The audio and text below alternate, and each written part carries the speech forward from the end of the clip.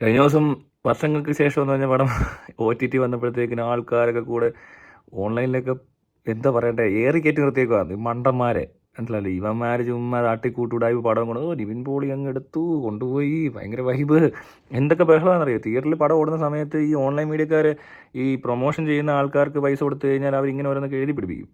അപ്പോൾ അങ്ങനെ എഴുതി പിടിപ്പിച്ച ഒരു പരിപാടി അങ്ങനെ അങ്ങനെ അങ്ങനെ എൻ്റർടൈൻമെൻറ്റ് നടക്കുന്നുണ്ട് കേട്ടോ ഓൺലൈനിൽ. പടം ഇറങ്ങി കഴിഞ്ഞാൽ ചുമ്മാ അങ്ങ് എന്തൊക്കെയാ പറയുന്നത്. ഓഹ്, ഇവിടെ എന്തൊക്കെയാണ് നടക്കുന്നത്, കൊച്ചു കേരളത്തിൽ കൊച്ചു സിനിമയ്ക്കകത്ത് ഇതിന് എഴുതി അങ്ങ് കയറ്റും. എന്നിട്ട് അവസാനം OTT വരുമ്പോൾ കൂടുതൽ പേര് കാണുന്നത് ഇപ്പോൾ. അപ്പോൾ ഉടനെ ഏതാണ്ട് കേൾക്കാം. ഇനി ഇത് കുറച്ച് കഴിയുമ്പോൾ ഇത് ഈ ടൈപ്പ് സിനിമകൾ OTT ആൾക്കാർ കാണാണ്ടാവും. അപ്പോഴേ ഇമാർക്ക് സമാധാനമാകത്തുള്ളൂ. ആ നേരം കൊണ്ട് കുറച്ച് പൈസ ഉണ്ടാക്കുമായിരിക്കും. പിന്നെ ഈ കഷ്ടപ്പെട്ട് ബുദ്ധിമുട്ടി നല്ല സിനിമകൾ എടുക്കുന്ന ഡയറക്ടർമാർക്കൊക്കെ ഇതൊരു ബുദ്ധിമുട്ടാണ് ശരിക്കും പറഞ്ഞാൽ, ഇവന്മാരുടെ ഈ കച്ചറ കൊണ്ടേ. കാരണം സിനിമയെ നശിപ്പിക്കുമ്പോൾ എന്താ പറ്റുന്നത് വെച്ചാൽ വേറെ നല്ല കലാകാരന്മാർക്കും അതുപോലെ തന്നെ കഴിവുള്ളവർക്ക് ബുദ്ധിമുട്ടാണ്. ഈ മക്കൾക്കൊന്നും പ്രശ്നം വരത്തില്ല.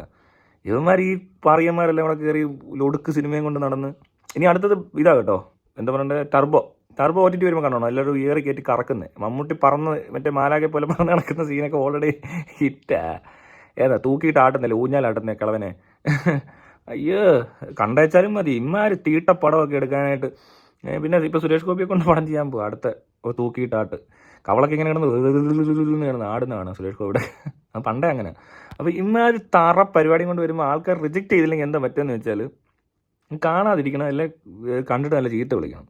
ഇല്ലെങ്കിൽ ഇതുപോലത്തെ തറ പടങ്ങൾ വീണ്ടും വീണ്ടും വീണ്ടും ഇങ്ങനെ ചെയ്യാൻ ഒരു മടി ഉളുപ്പുമില്ലാത്ത തരം പ്രത്യേകതരം ഉളുപ്പില്ലായ്മ ഇവർക്കൊക്കെ ഉണ്ട്. അത് മനസ്സിലാക്കേണ്ട ആവശ്യമുണ്ട് ശരിക്കും. ഇവിടുത്തെ പ്രേക്ഷകർ റിജക്റ്റ് ചെയ്യേണ്ടത് അപ്പം തന്നെ റിജക്റ്റ് ചെയ്യണം. ഇമാതിരി പൊട്ടന്മാർക്ക് ഇറക്കുന്ന പടം ബാക്കിയുള്ളവർ കാണരുതെന്നേ ഉള്ളൂ. ഞാൻ പറയാറില്ല, ഞാൻ പടം കണ്ടിട്ടില്ല, കാണത്തുമില്ല. എന്തിനു കാണണം? ഷെടാ ബസൂക്കയോ എന്തിനു എന്താ ടർബോ പോലത്തെ പടമൊക്കെ എന്തിനു കാണണം? മമ്മൂട്ടി ആക്ഷൻ ചെയ്യുമ്പോൾ അതൊന്നും കാണാനും വേണ്ടും ദാരിദ്ര്യമൊന്നും എനിക്കില്ല. വേറെ ആക്ഷൻ പടങ്ങൾ ഇഷ്ടം പോലെ കാണാനുണ്ട്, അതിന് സമയം കിട്ടിയിട്ടില്ല. അപ്പോഴാണ് മമ്മൂട്ടിയുടെ തൊലിഞ്ഞ ആക്ഷൻ തൂക്കിയിട്ട് ആട്ടുമ്പോൾ അങ്ങോട്ട് വീണെന്നൊക്കെ പറയുന്നത്.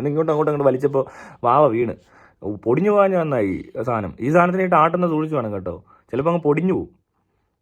അങ്ങനത്തെ ഈ പ്രായം ചെന്നവനെയൊക്കെ പിടിച്ച് കയറെ കെട്ടി തൂക്കിയിട്ട് ആട്ടുന്ന സ്റ്റണ്ടാന്ന് പറഞ്ഞാൽ ഇതൊക്കെ ഏതുതരം പോട്ടനാണ്. കിം ടൈഗർ, പിന്നെ അരുൺ ജോസ് പെരേര, ഇങ്ങനെയുള്ളവരുടെയൊക്കെ മുന്നിൽ ചിലയാ മമ്മൂട്ടി ഭയങ്കര ആക്ഷൻ താരമൊക്കെ ആയിരിക്കും, ആർക്കറിയാം. ഇതിനൊക്കെ പറ്റി റിവ്യൂ എന്ന് പറയുന്നവന്മാരെയാ സമ്മതിക്കണ്ടേ. ഈ പറഞ്ഞ സിനിമ റിവ്യൂ എല്ലാം തിരിച്ചൊന്ന് നോക്ക് നിങ്ങൾ. ഈ എന്താ പറയുക, വർഷങ്ങൾക്ക് ശേഷം എന്നുള്ള പടം കണ്ടിട്ട് വന്നിരുന്ന് ഭയങ്കര തള്ളിയന്മാരെ ശ്രദ്ധിച്ചു നോക്ക്. ഇതൊന്നും കാണാതെ തന്നെ കാണണ്ട എന്നേ പറയത്തുള്ളൂ. ഞാനാണ് അത്ര ചെയ്യത്തുള്ളൂ. പിന്നെ ഇവൻ്റെയൊക്കെ പടം ഈ കിരി ശ്രീനിവാസൻ്റെ ഞാൻ പറഞ്ഞില്ല, ലോല കഥകളും പൊട്ട കോമഡിയും വാളി സീൻസ്.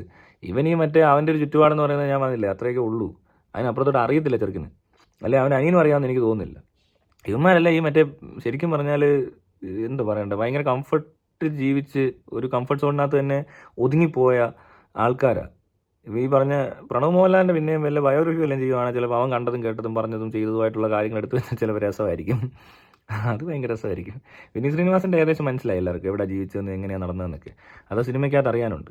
ഈ മോഹൻലാലിൻ്റെ മോനെ അഭിനയിപ്പിക്കുന്നതിന് വേറെ അവനൊരു കഥ എഴുതി സംവിധാനമൊക്കെ ചെയ്യുന്ന പരുവത്തിലെത്തിയാൽ അതും വേറെ കഴിവായതുകൊണ്ട് പറയാൻ പറ്റത്തില്ല. പക്ഷേ ഇവൻ്റെ യാത്ര, ഈ പറഞ്ഞ മോഹൻലാലിൻ്റെ യാത്ര ചെയ്ത അനുഭവങ്ങളൊക്കെ എടുത്ത് വെച്ചിട്ട് വേറെ ആരെങ്കിലും കൊള്ളാവുന്ന ആളുകൾ ചെയ്താൽ ചിലപ്പോൾ അതൊരു സംഭവമാകാൻ ചാൻസ് ഉണ്ട്. കാരണം അവൻ അത്രയും ട്രാവലിങ്ങും ഇച്ചിരി ഔട്ട് ഓഫ് ദ ട്രാക്ക് എന്നൊക്കെ പറഞ്ഞ പോലെ മൂവ് ചെയ്യുന്ന ഒരാളാണ് എന്നാണ് പറയുന്നത്. ഇനി അറിയത്തില്ല, ഈ പൈസ കൊണ്ട് നടക്കുന്നില്ല എന്നതുകൊണ്ടൊന്നും എക്സ്പീരിയൻസ് നല്ലത് കിട്ടണമെന്നില്ല. മനസ്സിലായി. ഇപ്പോൾ ട്രാൻസ്ഫർ ബസ്സൊക്കെ കയറി യാത്ര ചെയ്തു, അല്ലെങ്കിൽ മറ്റാരും അറിയാത്ത രീതിയിൽ എവിടെയോ ടെൻ്റ് അടിച്ച് കിടന്നെന്ന് പറഞ്ഞുകൊണ്ട് തീരെ സുഖമില്ലാതെ പോയി കിടക്കുന്നതാണെങ്കിൽ പറഞ്ഞിട്ട് കാര്യമില്ല. അതും പറയാൻ പറ്റത്തില്ല ഇമാരുടെ കാര്യമായതുകൊണ്ട്.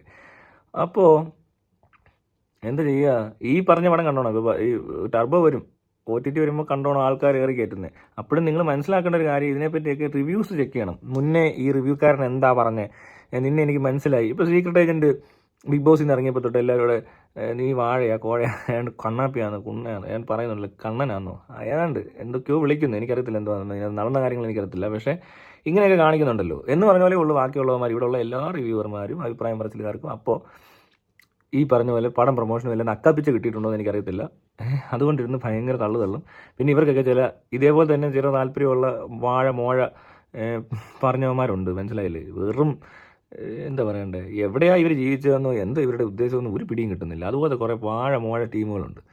ഇവന്മാർക്ക് ഇങ്ങനത്തെ അതിലോല പൊട്ട കഞ്ഞി കോമഡിയും കുറേ പറഞ്ഞ കഥയും കൊണ്ട് വരുമ്പോൾ ഇതങ്ങ് ഇഷ്ടപ്പെടുന്നുണ്ട് ഇവിടുത്തെ കുറേ അളിയന്മാർക്ക്. എവിടെ നിന്ന് വരുന്നവനാണ് ഇവനൊക്കെ. പിന്നെ അതുപോലെ തന്നെ ഈ എന്തുവാണ് എവിടെ ഇവർ ജീവിച്ചതെന്ന് എനിക്കറിയത്തില്ല. അത്രയ്ക്ക് ഇടുങ്ങിയ ജീവിതവും ചിന്താഗതിയുള്ള ആളുകൾക്ക് ഇഷ്ടപ്പെടുന്ന തരം സിനിമകൾ ഇവിടെ ഓടുന്നുണ്ട്.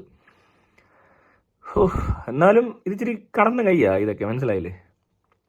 അത്രയും സാധനങ്ങൾ പൊക്കിയടിച്ചവന്മാരുണ്ട്. അവന്മാർ അതുപോലത്തെ ഐറ്റങ്ങളായിരിക്കും ചിലപ്പോൾ. വലിയ ഓർത്താനോ അയ്യോ എന്തോ ഭയങ്കര സിനിമ കണ്ടിട്ടിരുന്ന് റിവ്യൂ ചെയ്യുന്ന പോലെ ചെയ്യുന്നത്. ഈ ഊളത്തരവാന്ന് ഓർത്തോണം കണ്ടത്. ഇത്തിരി പടമൊക്കെ കണ്ടിട്ട് എന്തോ റിവ്യൂ ചെയ്യാതിരിക്കുന്നത്.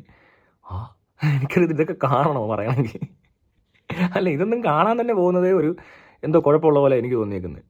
പല സിനിമകൾ ഇവിടെ ഇരുന്നുകൊണ്ട് പലരും കണ്ടിട്ടിരുന്ന അഭിപ്രായം പറയും, അയ്യോ ഇതൊക്കെ കാണാൻ പോയെന്ന് പറയുമ്പോഴേ അവനായിട്ടുള്ള കമ്പനി നിർത്തണം പെട്ടെന്ന് തന്നെ. എന്തോ സിനിമയ്ക്ക് ഭ്രാന്തളകിയിട്ട് ചുമ്മാ കിടന്ന് എന്നിട്ട് ഭയങ്കര വർത്താനം.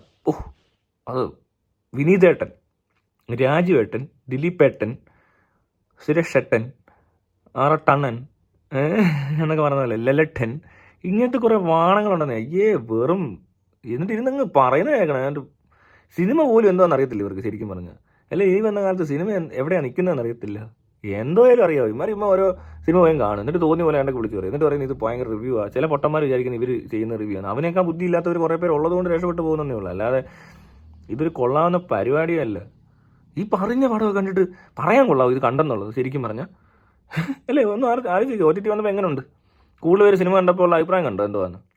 പിന്നെ എല്ലാവരും കണ്ടും പോകും. വേറെ എൻ്റർടൈൻമെൻ്റ് ഒന്നും ഇല്ല. മലയാളത്തിലുള്ളൊരു പ്രോഡക്റ്റ് കാണുന്നത് അല്ല ഇങ്ങനത്തെ ഒരു സിനിമ കാണുന്നത് ഈസിയാണ്.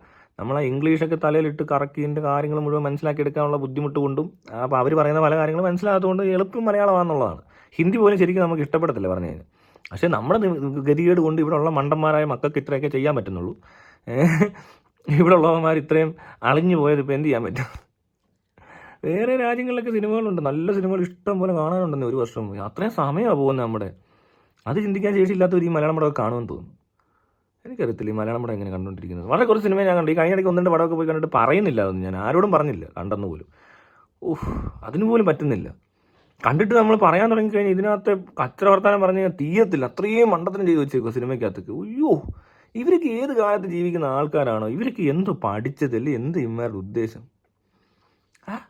കുറേയൊക്കെ ഓടുകയും ചെയ്യും ഈ പൊട്ടത്തരം കാണിച്ചു കഴിഞ്ഞാൽ. ബിഗ് ബോസ് ഒക്കെ കാണുന്ന ആൾക്കാരല്ലേ, അവർക്ക് ചിലപ്പോൾ ഇത്തിരി പടമൊക്കെ ആയിരിക്കും വേണ്ടത് എന്നാണ് എനിക്ക് തോന്നുന്നത്. പക്ഷേ എന്നാൽ പോലും ഒരു നല്ല പടം വന്നാൽ അത് ഇപ്പോൾ ഓടുന്നുണ്ട്, പഴയതുപോലെ അല്ല. ഇപ്പോൾ ആട്ടമൊന്നും അങ്ങനെ പ്രതീക്ഷിച്ച രീതിയിലല്ല റെസ്പോൺസ് ആൾക്കാരുടെ. അല്ലേ, ശ്രദ്ധിച്ചോ? നിങ്ങൾ ആട്ടം കണ്ടോ? ആട്ടം കണ്ടിട്ട് ഈ പടമൊക്കെ ഒന്ന് കണ്ടു നോക്കും. പ്രമേയവും ഉദ്ദേശിച്ച പോലത്തെ ഒരു പടമല്ല, അതിന് നല്ല റെസ്പോൺസ് ഉണ്ടാകും. അതുപോലൊക്കെ നല്ല സിനിമകൾ ഇറക്കാൻ പറ്റാത്തവന്മാരുടെ റിവ്യൂ പറയേണ്ട ആവശ്യം എന്താ? അവരെന്തെങ്കിലും കാണിച്ചിട്ട് പോട്ടെന്ന സൈഡിൽ കൂടെ. പുതിയ സംവിധാനമാണോ പഴയ സംവിധാനമാണോ നോക്കേണ്ട ആവശ്യമൊന്നുമില്ല. ചെയ്യുന്ന പണി കൊള്ളാവോ, നല്ല സിനിമയാണോ എന്ന് പറഞ്ഞാൽ മതി. അല്ലാതെ ഇവനാരാ അവനാരാന്ന് പറയരുത്. അത് വലിയൊരു മണ്ടത്തരമാണ്. അതൊക്കെ അറിയണം. ഇന്നാളുടെ പടം മുന്നേ ഇറങ്ങിയ പടത്തെ പോലെ തന്നെ അത് ആ സാധനം ഒന്ന് അറിഞ്ഞിരിക്കണം. ഞാൻ ഡയറക്ടറെ വെച്ചിട്ടൊക്കെയാണ് പടം കാണുന്നത്. നല്ല ഡയറക്ടറാണെന്ന് കണ്ടു കഴിഞ്ഞാൽ അതിൻ്റെ അയാളുടെ കൂടെ പ്രവർത്തിക്കാൻ അതിനോളം കെൽപ്പുള്ള ആൾക്കാർക്കേ പറ്റത്തുള്ളൂ. പിന്നെ അങ്ങനെ ഭയങ്കര സ്റ്റാൻഡുള്ള ഇപ്പോൾ മണിരത്നത്തിൻ്റെ പടം മണിരത്നത്തിൻ്റെ സിനിമയ്ക്കകത്തൊന്നും അങ്ങനെ കയറി കൈയടത്താൻ നടന്മാർക്കൊന്നും പറ്റത്തില്ല. അതുകൊണ്ട് ആ സിനിമയിലെ ആ ക്യാരക്ടറിന് പറ്റിയ കാസ്റ്റിംഗ് ഒക്കെ നടക്കും. പിന്നെ മ്യൂസിക് ആണെങ്കിൽ എ റഹ്മാൻ തന്നെ ചെയ്യും. പിന്നെ ക്യാമറ അങ്ങനെ സന്തോഷ് ശിവനൊക്കെയാണ് പണ്ട് ചെയ്തുകൊണ്ടിരുന്നത്. ഈ പൃഥ്വിരാജിൻ്റെ ഉറുമിയും പിന്നെ മറ്റേ അനന്തഭദ്രമൊക്കെ ഞാൻ കണ്ടത് ഡയറക്ടർ ഈ പറഞ്ഞ പോലെ സന്തോഷ് ശിവൻ ഡയറക്റ്റ് ചെയ്യുന്നതുകൊണ്ട് കണ്ടെന്നേ ഉള്ളൂ. അല്ലാതെ വേറൊന്നുമില്ല. പിന്നെ ആദ്യത്തെ വയലൻസ് എന്നൊരു പടം ഇറങ്ങിയിട്ട് പിന്നെ കുറച്ച് സമയം സ്റ്റോപ്പ് വയലൻസ് എന്നാക്കിയ പടം. വയലൻസ് പേരൊക്കെ ഇട്ട് കഴിഞ്ഞാൽ ഇവിടെ ആൾക്കാരങ്ങ് വയലൻ്റ് ആവും. സ്റ്റോപ്പ് വയലൻസ് എന്നാക്കിയാൽ പിന്നെ ഇവിടെ വയലൻസ് ഇല്ല കേട്ടോ നാട്ടിൽ. അത് കഴിഞ്ഞ് പിന്നെ കൊല്ലൊക്കെ കുറയുക ചെയ്തത്. നിങ്ങൾ സിനിമ കണ്ടിട്ടുണ്ടോ? പൃഥ്വിരാജിൻ്റെ ഏറ്റവും നല്ല സിനിമ എനിക്ക് സിനിമ കൊണ്ട് ഇഷ്ടപ്പെട്ടത് കേട്ടോ. അതിൻ്റെ ഡയറക്ടറുടെ പേരൊക്കെ ഞാൻ മറന്നുപോയി. അതിൻ്റെ സ്ക്രിപ്റ്റ് റൈറ്റേഴ്സ് ഭയങ്കര ഫേമസ് ആൾക്കാരാണ്. അപ്പോൾ അത് ഞാൻ മറന്നുപോയി. എല്ലാം ഇങ്ങനെ ഓർത്തിരിക്കാനും പറ്റത്തില്ല. പക്ഷേ ഞാൻ പറഞ്ഞ പടം നല്ലതാണ്. ആ സിനിമ ഒരു പ്രത്യേകതരം സിനിമ. അങ്ങനത്തെ സിനിമ മലയാളത്തിൽ ആദ്യമായിട്ടാണ് തോന്നുന്നത്. അവർ അത്രയും എന്താ പറയുക കൃത്യമായിട്ട് ചെയ്ത് റോ ആയിട്ട് ഫീൽ ഒരുപാട് റോയാണ്. മനസ്സിലായില്ലേ? ആ ചുരുളിയുടെ അത്രയും വരത്തില്ല എങ്കിൽ പോലും കുറച്ചുകൂടി രസമുണ്ട്. ഇച്ചിരി എല്ലായിടത്തും അങ്ങ് തെറിയൊന്നും പറയാൻ പറ്റത്തില്ല അവർക്ക്. ആ കാലഘട്ടത്തിൽ അത്രയും പറ്റത്തില്ല. ഇപ്പോഴാണ് അതിനകത്ത് തെറി കയറ്റിയാനെ കുറച്ചുകൂടി കുറേയൊക്കെ ചെയ്ത്.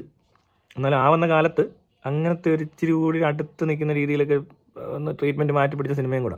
ഈ 2-3 പടമല്ല, ഞാൻ വേറെ പടമൊന്നും പിന്നെ കണ്ടിട്ടില്ല. അതുപോലെ തന്നെയാണ് എല്ലാവരുടെ സിനിമകൾ. ഇപ്പോൾ ജയറാമിൻ്റെ സിനിമ അങ്ങനെയൊക്കെ തന്നെ. അവരെ ആദ്യം പത്മനാഭൻ്റെ സിനിമ ആയതുകൊണ്ട് കണ്ടു, ഭയങ്കരമായിട്ട് ഇഷ്ടപ്പെട്ടു. അതിനകത്ത് ജയറാം അടിപൊളിയാണ്. പിന്നെ അങ്ങോട്ട് കുറച്ച് പടങ്ങളുണ്ട്, ഇല്ലെന്നൊന്നും പറയുന്നില്ല. പക്ഷേ അവസാനമൊക്കെ ആയപ്പോൾ ഭയങ്കര തറയായിപ്പോയി. സുരേഷ് ഗോപി കേസെടുത്താലും അങ്ങനെയൊക്കെ തന്നെ. പണ്ട് സുരേഷ് ഗോപി നല്ലതാണ്, കളിയാട്ടം വരെയൊക്കെ സൂപ്പർ. അത് കഴിഞ്ഞ് കമ്മീഷണർ ഓക്കെ, അത് കഴിഞ്ഞ് ഇങ്ങോട്ട് കാണിച്ചു കൂട്ടിയത്. കമ്മീഷണർ ദേഹത്ത് കയറിയ പിന്നെ സുരേഷ് ഗോപി കാണിക്കുന്നതൊക്കെ വേറെന്തോ. അങ്ങനെ പറ്റത്തുള്ളൂ. അങ്ങനെ കയറിപ്പോയി, ആത്മാവ് കയറുന്ന പോലെ കയറി ഒരു മനുഷ്യനെ. പുള്ളിയുടെ ദേഹത്ത് കയറാൻ സാധ്യതയുണ്ട്. അതുപോലത്തെ ഒരു ക്യാരക്ടർ ഉണ്ട് പുള്ളിക്ക്. ഇപ്പോൾ കണ്ടില്ല, ഇപ്പോഴും സിനിമയൊന്നും ഇറങ്ങിയിട്ടില്ല, അങ്ങനെ നടക്കുക. എവിടെയോ പെട്ടുപോയി. ഇറക്കാൻ നോക്കിയിട്ട് ഇറങ്ങുന്നുമില്ല. അതായിരിക്കും അവസ്ഥ. എല്ലാവരൊക്കെ ശ്രമിക്കുന്നുണ്ടാവും ഇതിനകത്തൊന്നും ഇതിനെയൊന്നും പിടിച്ചിറക്കാൻ. നടക്കാത്തതുകൊണ്ട് അതിനെ പിടിച്ച് ജയിപ്പിച്ച് വിട്ടിട്ടുണ്ട്. എന്തോ അവസ്ഥയാന്ന് നോക്കിയോ. അത് ഇതാണ് ഇവിടുത്തെ സിനിമക്കാരും സിനിമ റിവ്യൂവേഴ്സും ഏകദേശം ഒരേ ടൈപ്പ് ആൾക്കാരാകുമ്പോൾ പിന്നെ കുഴപ്പമില്ല. എനിക്കറിയത്തില്ല ഇതെന്തോ നടക്കുന്നത്. ഇതുപോലത്തെ പടം അത് കണ്ടിട്ട് നല്ലതെന്ന് പറയാൻ പറ്റണമെന്നുണ്ടെങ്കിൽ അവൻ്റെ തലയിലിരിക്കുന്ന തീട്ടത്തിൻ്റെ പഴക്കം, ഫ്രഷ് തീട്ടം പോലെയല്ല, പഴയ തീട്ടം, ഉണങ്ങിയ തീട്ടം വേണ്ടാന്ന് തോന്നുന്നു തലയിരിക്കുന്നു.